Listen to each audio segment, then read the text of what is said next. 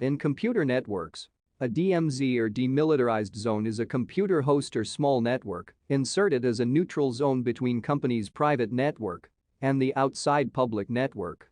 It prevents outside users from getting direct access to a server that has company data.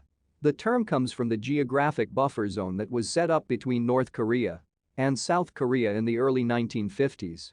A DMZ is an optional and more secure approach to a firewall and effectively acts as a proxy server as well. Hey guys! Welcome to my channel. In today's video, we will learn what a DMZ is. Organizations typically place their web, mail, and authentication servers in the DMZ.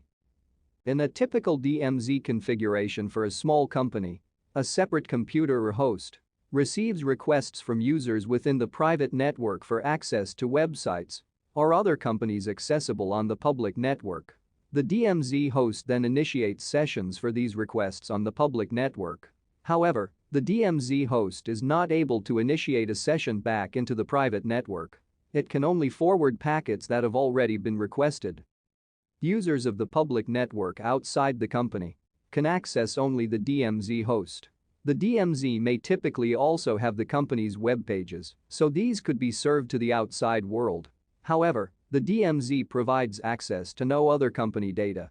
In the event that an outside user penetrated the DMZ host's security, the web pages might be corrupted, but no other company information would be exposed. Some routers, such as D-Link, are designed for setting up a DMZ. Thank you for watching. Give a thumbs up, share, and comment what you want to see next.